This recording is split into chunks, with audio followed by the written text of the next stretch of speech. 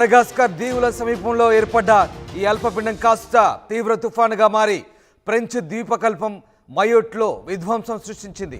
రాకాసి తుఫాను ధాటికి వేల ఇండ్లు నేలమట్టమయ్యాయి. దాదాపు 1000 మంది మృతి చెందినట్టుగా తెలుస్తోంది. వేల మందికి తీవ్ర గాయాలయ్యాయి. 230 కిలోమీటర్ల వేగంతో ప్రచండ గాళ్లు వీచాయి. చిగురుటాకుల మయోట్ ద్వీపం వణికిపోయింది. తుఫాను ధాటికి కోట్ల రూపాయల ఆస్తి నష్టం సంభవించింది. మయోట్ తీవ్రంగా దెబ్బతింది.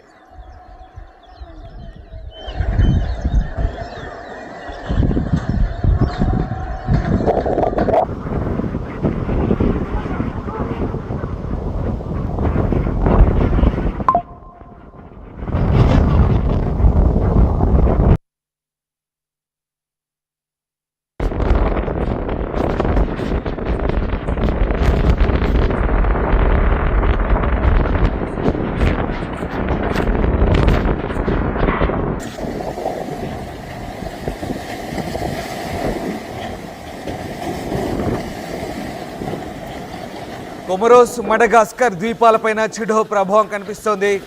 సహాయక చర్యలు కొనసాగుతున్నాయి. దాదాపు అత్యంత శక్తివంతమైన తుఫాన్గా చెప్తున్నారు. దాదాపు 250 కిలోమీటర్ల వేగంతో ప్రచండ ఈదురుగాలు వీస్తున్నాయి.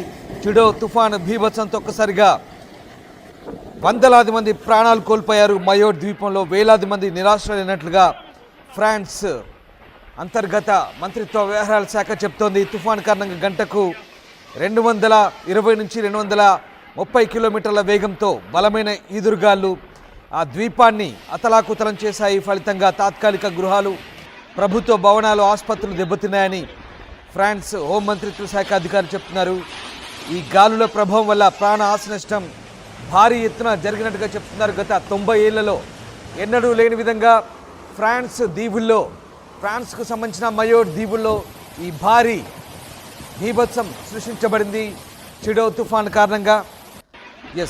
గత 90 ఏళ్లలో మయోట్ను తాకిన అత్యంత భయంకరమైన తుఫాన్ ఇదేనని అధికారులు చెప్తున్నారు.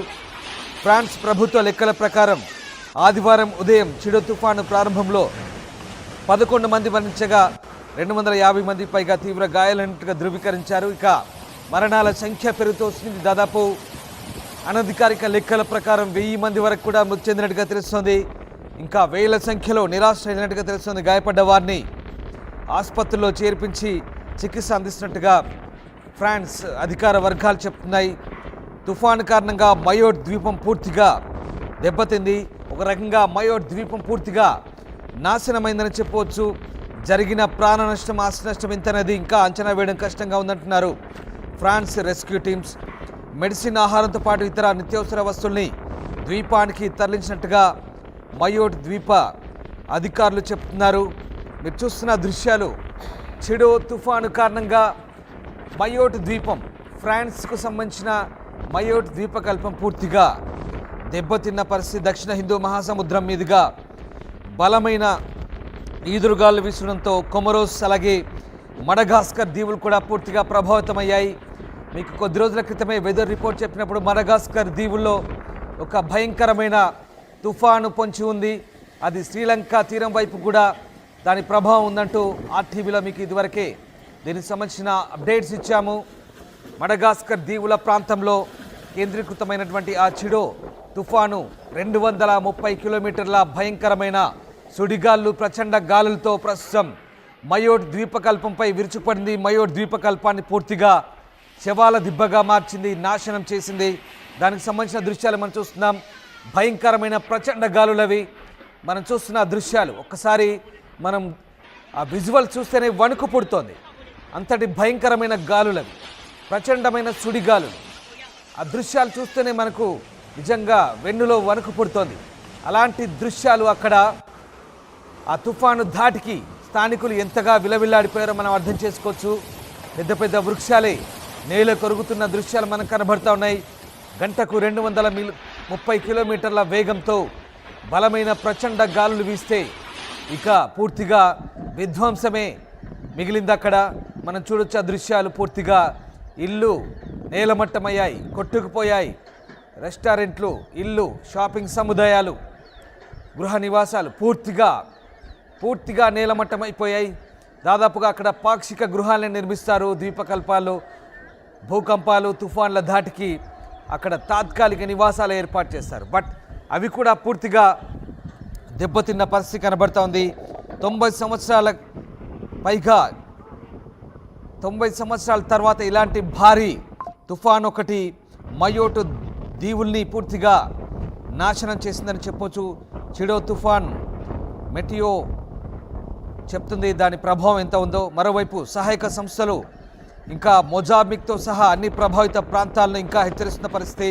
పరిసర ప్రాంతాలైన మొజాంబిక్ దేశాన్ని కూడా ప్రస్తుతం ఈ తుఫాను ప్రభావం పొంచి ఉన్నట్టుగా చెప్తున్న పరిస్థితి కనబడుతోంది. మొత్తం మీద చిడో తుఫాను ప్రభావంతో వందలాది మంది ప్రాణాలు కోల్పోయిన పరిస్థితి కనబడుతోంది. మనం చూస్తున్న దృశ్యాలు మయోట్ దీవుల్లోని, ఫ్రాన్స్లోని మయోట్ దీవుల్లో పూర్తిగా తుడిచికి పెట్టిపోయాయి. ఆ దృశ్యాలు చూస్తేనే మనకు అర్థమవుతుంది ఏ రకమైన ఆ దీవులను పూర్తిగా నాశనం చేసిందో తుఫాను. మనకు ఒకసారి చూస్తే అర్థమవుతుంది.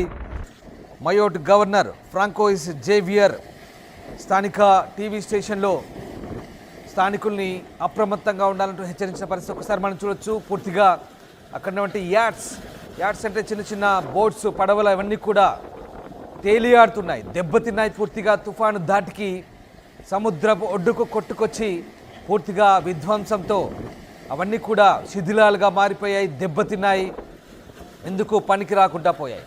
ఇంకా అలల ధాటి కొనసాగుతుంది. ఆ దృశ్యాలు చూస్తే మనకు అర్థమవుతుంది. ప్రస్తుతానికి రెస్క్యూ కార్యకలాపాలు కొనసాగుతున్నాయి. తుఫాను ధాటికి భారీ నివాస సముదాయాలు ఏ రకంగా కుప్పకూలుతున్నాయి మనం ఆ దృశ్యాలను బట్టి అర్థం చేసుకోవచ్చు. అంతటి భారీ విధ్వంసాన్ని సృష్టించింది. దాదాపు 1000 మంది వరకు చనిపోయి ఉంటారని అధికారిక లెక్కల ప్రకారం చెప్తున్నారు. ఫ్రెంచ్ అంతర్గత మంత్రి బ్రూనో కూడా ఈ మరణాల సంఖ్య అధికంగా ఉంటున్నట్టుగా అభిప్రాయపడుతున్నారు. మరోవైపు పూర్తిగా ఒక్కసారి ఆ దృశ్యాలు చూస్తే మనం అర్థమవుతుంది. ఆ గాలికి కొట్టుకుపోతున్నాయి ఇళ్ళ పైకప్పులు, పూర్తిగా కొట్టుకుపోతున్నాయి. ఇక మనుషులకు దిక్కే లేదు అక్కడ. ఇల్లు పూర్తిగా, అలాగే భారీ వృక్షాలు ఎక్కడికక్కడ కొట్టుకుపోతున్న పరిస్థితి మనకు కనబడుతోంది. మరోవైపు సైన్యం రికవరీ ఆపరేషన్లో పూర్తిగా నిమగ్నమైన పరిస్థితి కనబడుతుంది. అత్యంత ప్రభావిత ప్రాంతాలకు పూర్తిగా సైన్యం మోహరించిన పరిస్థితి కనబడుతోంది. ఇక ఇప్పటికే స్థానిక పోలీసులు అలాగే సైన్యం కూడా అక్కడ రెస్క్యూ చేస్తున్నారు. వందలాది మందిని ఇంకా ఖాళీ చేయించి వారికి అందరికి కూడా విమానం అలాగే నౌకల ద్వారా ఆ ద్వీపకల్పం నుంచి సురక్షిత ప్రాంతాలకు తరలిస్తున్నారు. మరోవైపు తూర్పు ఆఫ్రికా ప్రాంతమైనటువంటి మొజాంబిక్ కూడా దీని ప్రభావం కనిపిస్తోంది. దాదాపు 500 మైళ్ళ దూరంలో ఉన్నటువంటి వేరువేరు ద్వీపాల్లో ఇక్కడ తూర్పు ఆఫ్రికాకు దాదాపుగా 500 మైళ్ళ దూరంలో ఉన్నటువంటి మయోల్ట్ ద్వీపంలో దాదాపుగా 30,000 మంది నివసిస్తున్నట్టుగా తెలుస్తోంది. దాదాపుగా 30,000 మంది నివసిస్తున్న ఈ ద్వీపకల్పాన్ని ప్రస్తుతం చిడో తుఫాను అతలాకుతల